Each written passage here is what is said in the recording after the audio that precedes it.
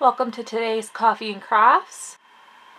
Today's mug is a Megan Billings mug. This is actually the one that started my pottery collection. Before this, I didn't really know the value of a handmade mug that fits nicely in your hand. This one here keeps it nice and warm with this sort of design. Today we're going to be looking at needle felting. So this here is a bunch of different fibers. It comes in many different colors and different textures. This here is mostly merino, and I have a bunch of other fibers I'm going to show you can also work with. I also have a styrofoam ball, a needle felting needle, and some wire. So I'm going to show you what we can do with this. I have a ton of different kinds of fibers to work with. Everything from baby camel top, to alpaca, to what most felters use, which is merino. So we're going to take a look at what some of these fibers look like. This here is merino. It's really easy to pull apart. You can see the different fibers. It's kind of like a little cloud, and this is perfect for needle felting. So if you can get this, this is the best stuff to have. This here is the fine baby camel top. It's really pretty. It has a great shine to it, a really nice texture, and it is very soft. I haven't tried needle felting with this one yet, but I'm really excited to use it. This here is some yak top. It's actually the softest fiber I have. It feels so good. It's actually one of the ones I haven't felted with yet, but I'm really excited to work with this one too. It just feels so nice. I think it'll make a great project. This is alpaca. It's a little bit harder to needle felt with than the merino, but I think the result looks really good. I like it for hair or fur on creatures, and thinks it looks really realistic to me when I use it that way. This here is two different types of silk. I find silk incredibly hard to needle felt, especially this kind here, because it's so slippery. So it takes a lot more poking to get it to stay, but it has an incredible shine to it. So I really like adding it into projects. It's worth the time to get that shininess in there. I think most people would be surprised to know that one of the things I use most often is actually from the dollar store. This here is a chunky wool you can get for $4 at the dollar store. It is 10% wool, the rest is acrylic, but because it has that 10% wool in there, it actually will needle felt. It doesn't felt as easily as merino, so you have to put a little bit more work in, but with this here, it actually pulls apart pretty easily like merino would, and it's a lot cheaper. So if you're just learning or practicing, this is a great way to get started. Try practicing on this before you spend the big money on merino, silk, alpaca, things like that. So these here are needle felting needles. There's many different kinds, and I'm going to show you the differences and why you need the different ones. These here are some of your typical needle felting needles. The reason that these are the ones that are most often found is because they are a diamond shape and have different barbs on them. One of the needle's barbs are larger, deeper, and further set apart. This needle here is for moving a lot of wool and doing bigger projects when you first start out. Now the smaller one, this one here, the barbs are a lot smaller, they're closer together, the needle in general is smaller, and that's to do details. Here's another kind of needle. This one here actually has a twist to it, and it is my favorite kind of needle. You can move a lot of wool and also do fine details. Usually I can do an entire project just using one of these. You can also get needles like these where they're attached together. This makes things a lot more easier because you're using 3 or 2 needles at a time to do something rather than just the one. You can also get needle felting needle holders, which will hold on to 5 to 10 different needles, and it makes it a lot easier on your hands. You won't have as much cramping and you can use a lot of needles at once. I personally would prefer to use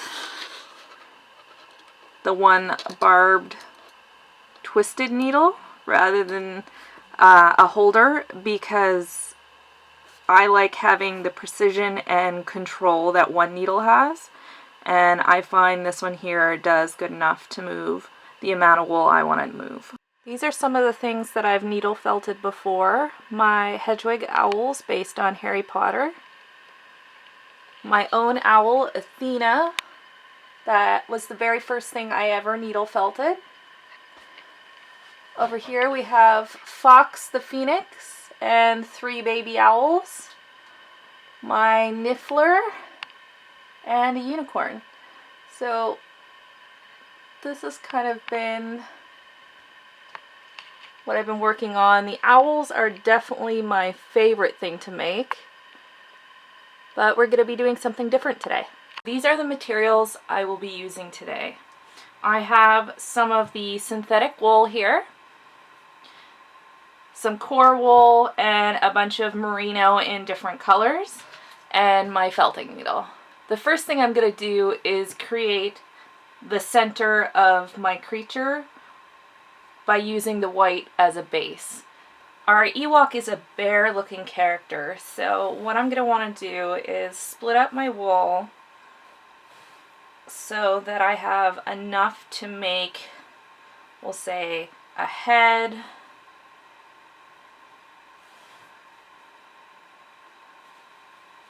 and see, I'm not pulling it apart this way. I'm either pulling it apart down the length or just slightly pulling apart. You don't want to pull too hard because you'll damage the fiber. Just gently pulling it and it'll come apart like that. So we'll have enough here for a body,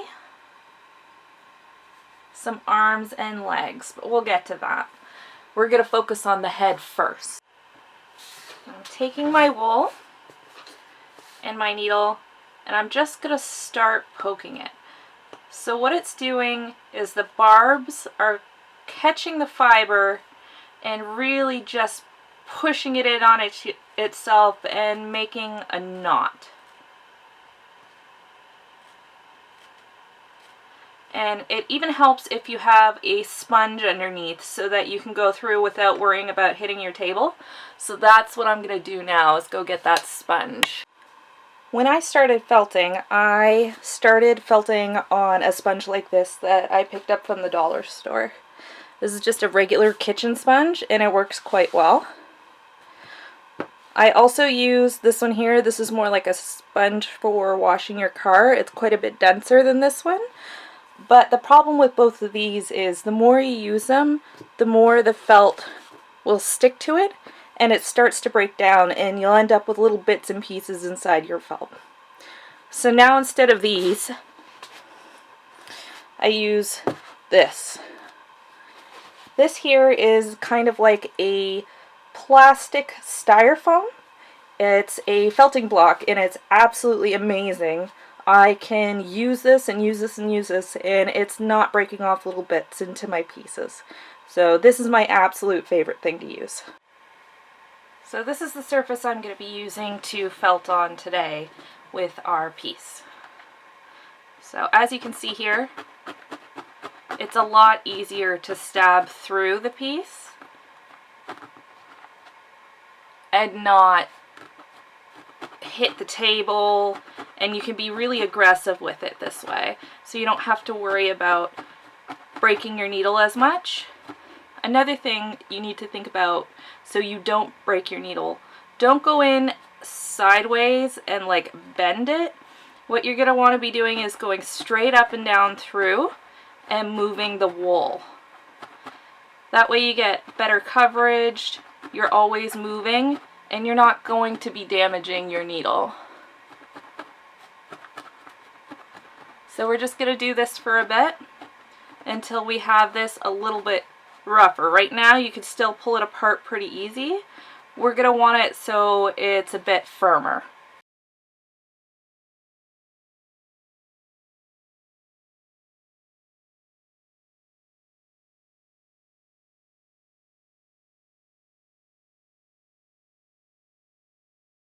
Something you're going to want to be doing while you're poking is actually kind of shaping it.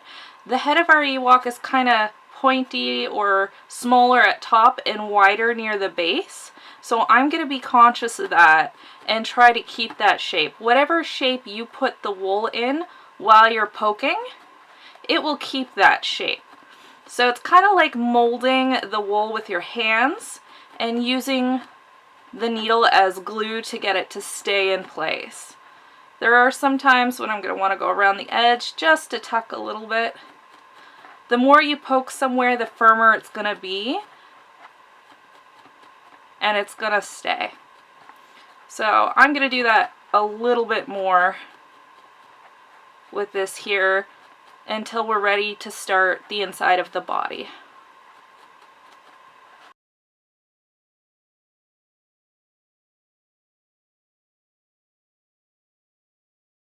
For the inside piece here, you're not going to want to poke it to the point that you can't get the needle through anymore or you're getting resistance.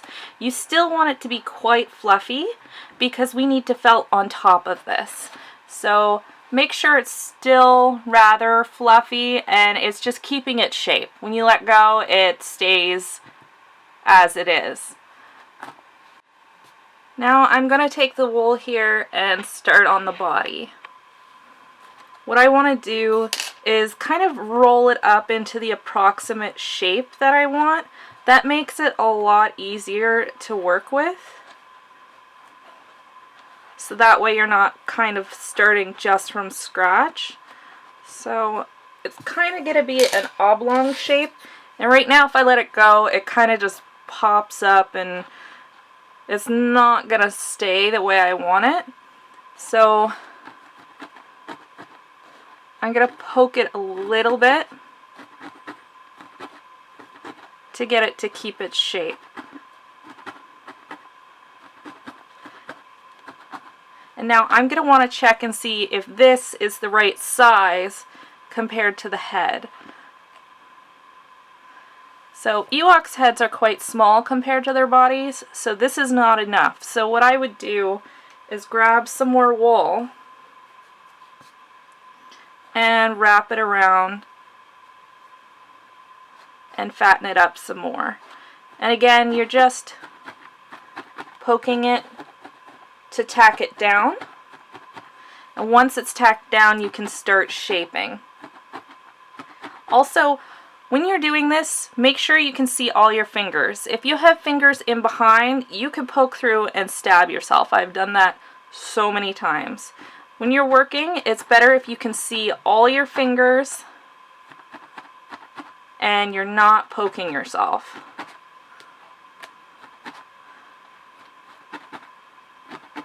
Now that I have this kind of tacked on, I'm going to take some time and shape it so that we actually have a body to work with.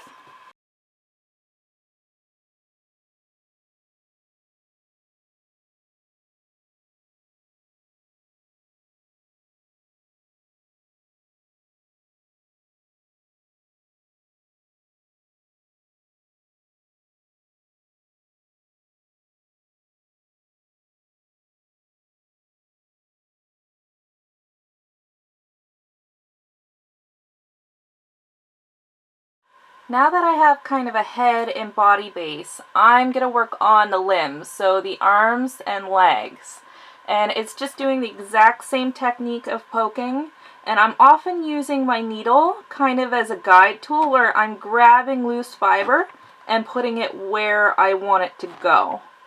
So I'm going to do that now with the legs.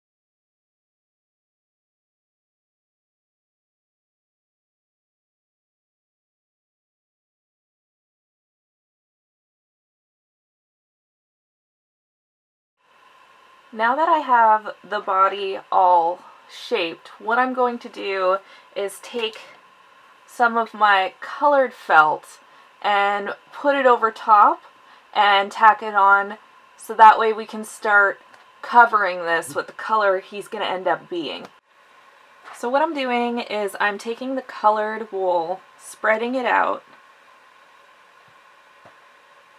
and then placing it around the core wool the best that I can. The more that it covers, the better. And this is just going to be to give color. So once I have some on, I'm going to tack it down.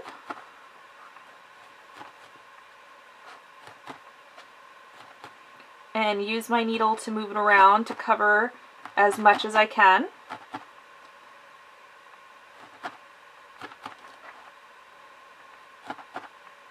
And I'm going to keep doing this until it's all tacked down, and then I'm going to do it again with another layer of the brown.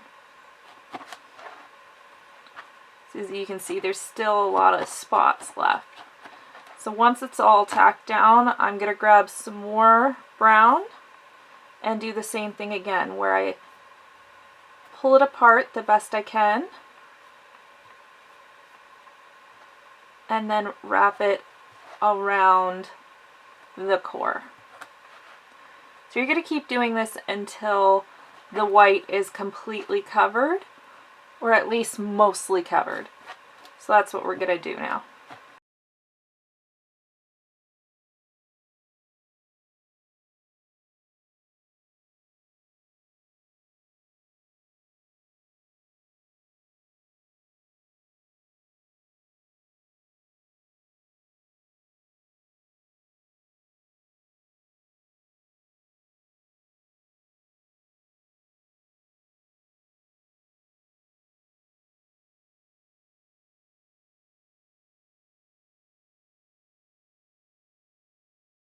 So I'm going to do this with all the other pieces, the head, the arms, and the legs. And once we've done that, we can then get on to some of the details. One of the things you want to be aware of with the arms and legs is you don't want to over poke. You're going to need one side that is really soft to attach onto the body. So what I would do now is choose a side that I'm going to leave a little bit alone until it's time to attach. So I'm going to leave this side alone and just poke that one as normal. So I wrap my piece and go on just like I did with the body, but avoiding this end as much as I can.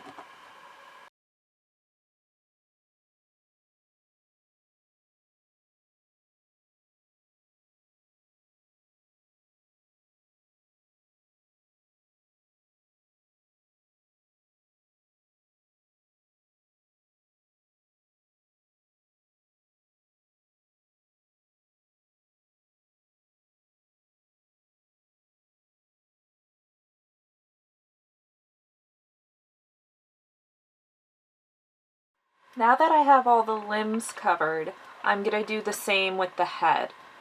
Again, none of these are done too tightly. It's still quite fluffy, and I'll be able to attach it to the body when I'm finished.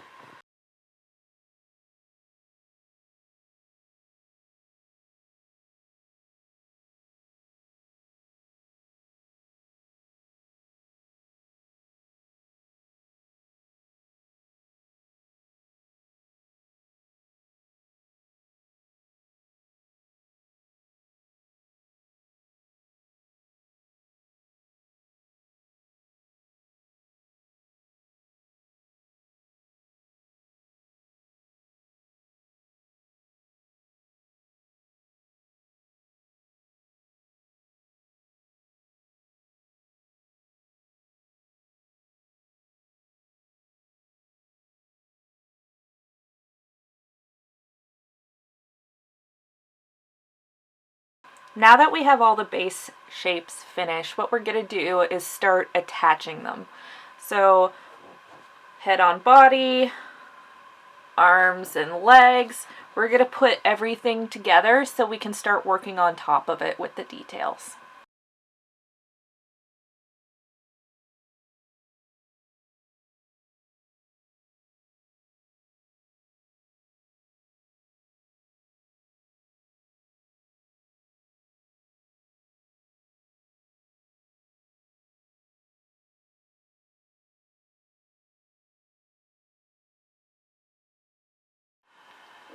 So what you can see me doing is actually taking the needle at an angle and pushing it into the other shape.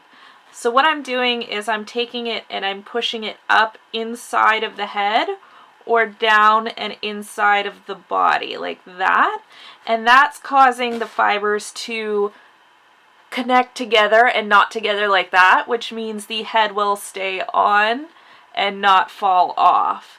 So that's just what I'm doing when I'm angling it like this, is creating a secure attachment and basically the neck of our Ewok here. So I'm going to keep doing this until it's nice and secure. And this is why we didn't want our piece to be too firm yet, because I knew we were going to have to attach the head and the arms and the legs. We want it fluffy enough that we're able to attach it and have it stay pretty securely on there. So I'm going to keep working on it just like that and attach all the other pieces.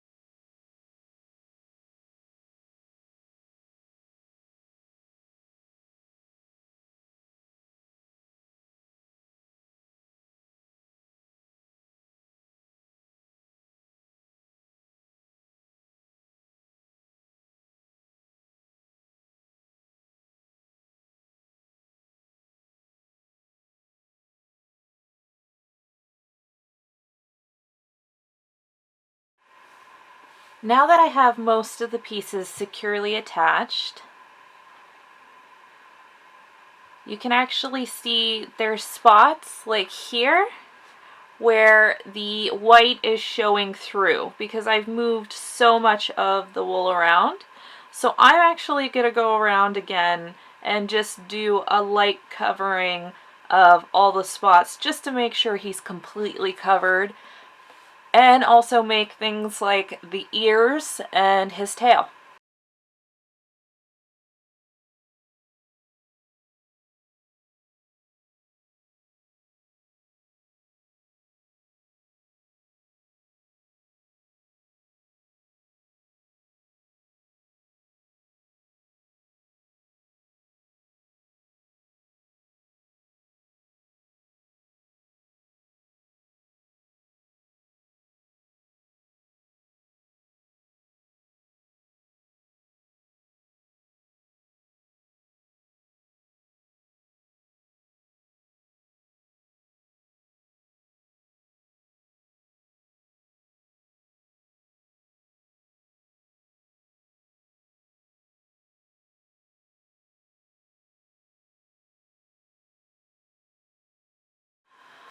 Now that I have the color all over and have everything tacked on really good, we're going to start looking at some of the details, such as putting his feet on, making some fingers for his hands, his ears, and then we'll get into the really fine details like his face, which is a lighter color, and then his outfit.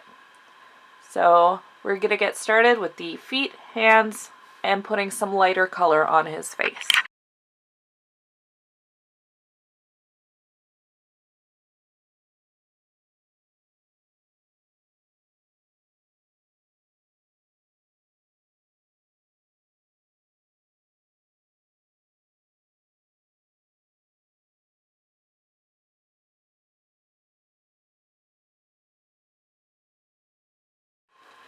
Now that I have both of his feet finished and put on, I'm going to start looking at his face. So I'm basing this Ewok on Wicket, who is my favorite Ewok, and he kind of has a lighter face and an orange shawl or covering. So I'm going to put some lighter brown on his face before I start his shawl. That way when it goes over, it looks like his face is light the whole way round.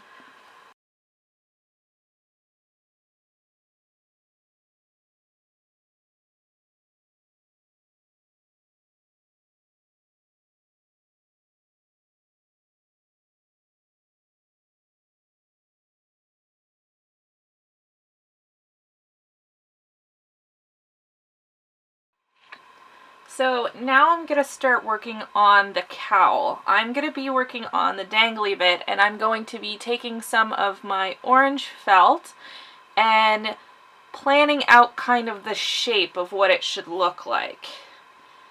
I know that over one shoulder, if you have him, he has kind of like a triangle-y piece, the hood. So I'm going to start with the triangle-y piece, or the triangle shaped piece, and just kind of get a base shape I can work with. And what I'm doing is I'm actually just putting it down and tacking down the edges of where that shape would be. As you can see, it sticks right into the foam, so I can now move this around and layer it as I like. So tack it down and then take any of the colors that I'm going to want to be using. So I have some more yellowy oranges, some dark oranges, and some oranges with some brown in it. And what I'm going to do is I'm going to make this shape, fill it in, and get it ready to put on our Ewok.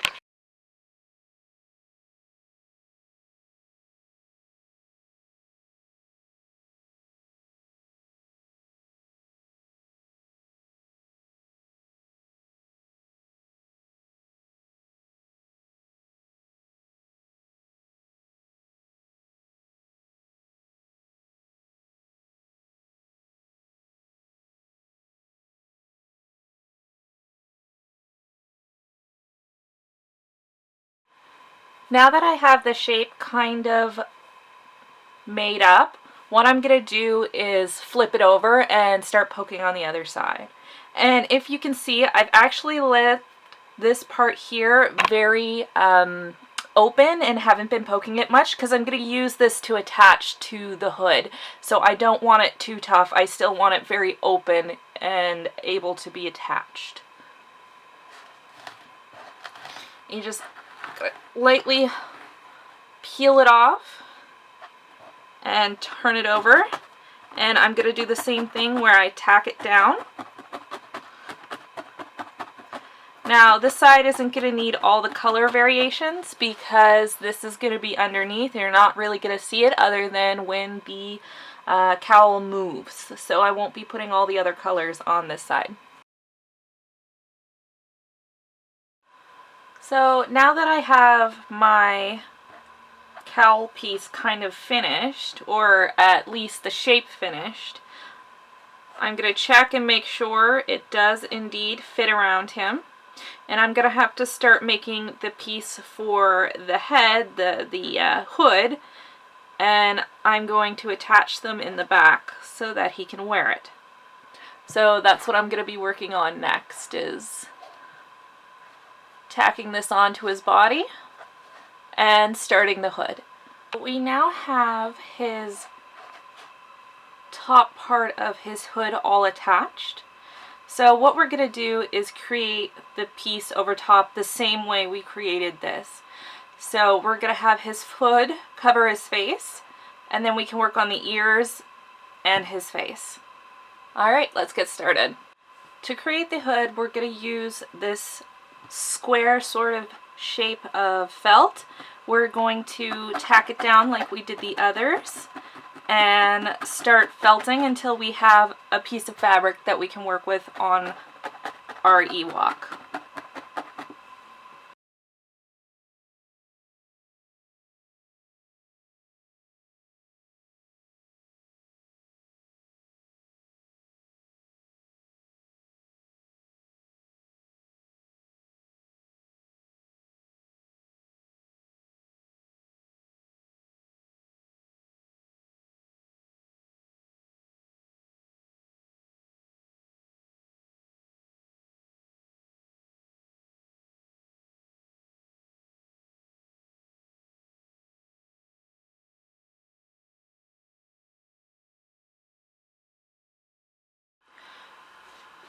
Now that I have my piece all finished and kind of laid out, I've left the edges still soft and did most of the felting, needle felting here along the edge and in the middle.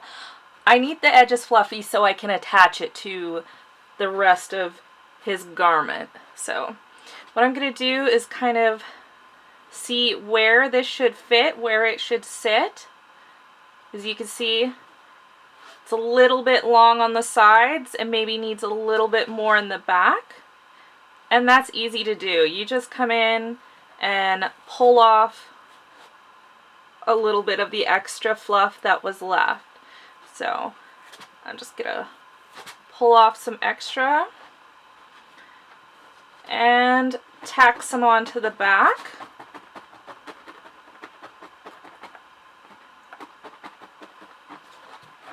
And we'll check and see how good that covers now. Okay, that's a lot better. So now I'll be able to tack this in and to the back of the garment. So that's what I'm going to do now.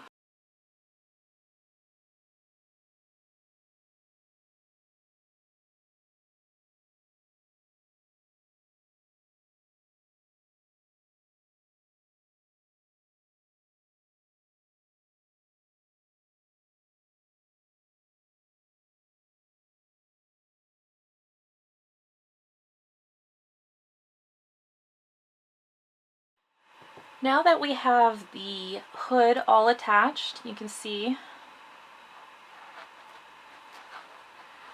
we're going to look at his ears that we're going to put on top, and we're going to do it the same way we would have done the arms or the feet by making little balls that we can attach onto his head. So we're going to start on that next. Okay, so I have some of my felt here. What I'm going to do is use my hands to kind of make it into a little ball like so, and then I am going to poke at it with my felting needle like we've done before, and just keep turning it and make sure you can see your fingers. And again, we want to have the fluffy part so we can attach it to the hood of our Ewok. I'm going to need 2 of these to attach to. Just keep turning and felting until the ear is nice and stiff and ready to attach. I now have 2 little ears made, so what we're going to do is attach them onto our Ewok. So we just grab him and we're going to line up where we think we want the ears to go. Make sure they look good, and then start attaching. So that's what I'm going to do now. So I have it where I think I want it, and it's easy if you just kind of tack it down just lightly at first, just to see if you like where it looks like it's going to sit.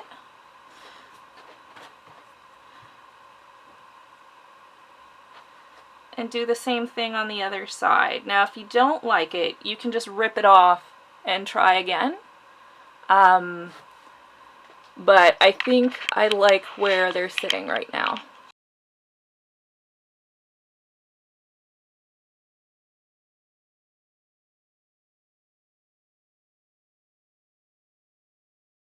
Okay, so now we're going to start on the face. I have two little balls that I've rolled up, same way I did the ears, and I've tried to get them just about the same size. Now when it comes to Ewoks, I really like the cute ones with big eyes and nose, so that's what we're going to be doing. So I'm just tacking it on just to kind of figure out placement. And then I'm going to do the same for the other side, just to make sure they fit really well and look cute, not like he's cross-eyed or one eye's a lot bigger than the other. That we have enough room between them.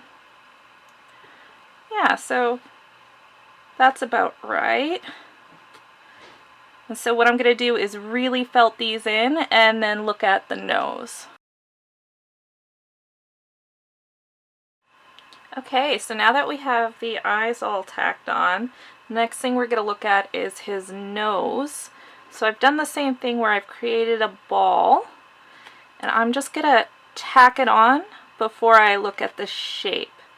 So I kind of want a very cute teddy bear shape here, so I'm going to try and get that. Just by moving it around with my needle. If there's somewhere that I want it bigger, I pull out, and somewhere smaller, I push it in to try to get the shaping.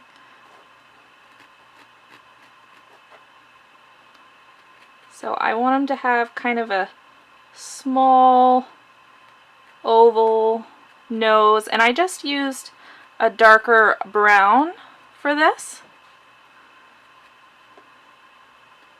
And once we get it all tacked down, we can look at a mouth and putting some shine into his eyes. We're going to do the eye shine, and I've done again a little piece of white.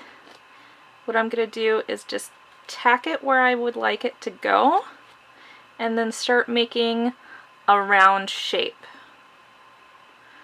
And the eyes are a little bit stiff now because I've been working on them quite a bit, and so I gotta be careful when putting this in because it's really not going to want to stick, and you can see there's a lot of resistance.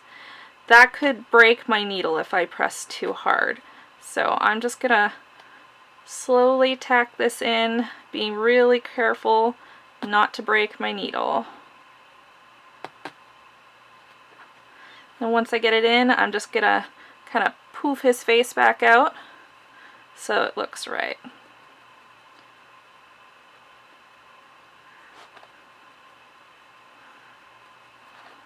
Yeah, so that's one of the eye shines.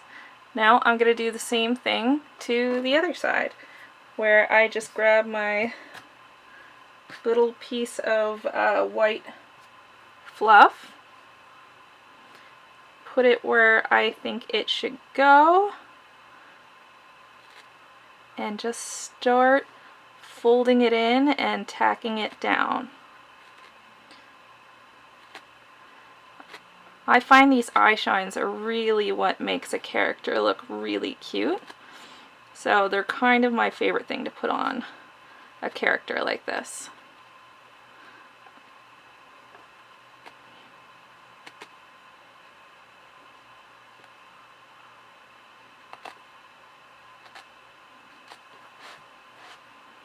There we go.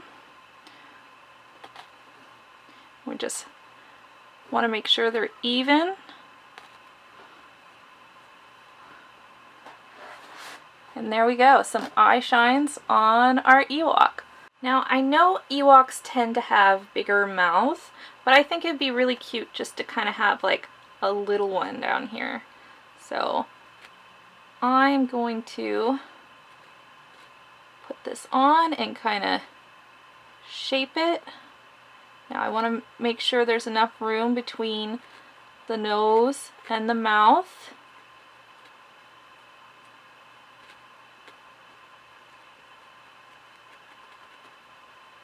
And just kind of tack it in. And once you like the shape, really felt it on so it doesn't move at all. Then if you have anything you want to do, like shape out the face a little bit more by squeezing it, or I think it'd be cute to have the eyes kind of more sunken in. And you can do that just by felting in where you're wanting it to move. That'll actually push it in so his cheeks come out and his nose come out. And another thing I could do is put a little bit of extra wool just on his cheeks just to make them a little bit chubbier. Or maybe put a extra shine on his eyes. So I'm just gonna poke this all on really well and make sure it's on there really strongly, and then I'm all done. And here we are. This is our finished Ewok. He's all done and ready to give out to somebody who likes Star Wars.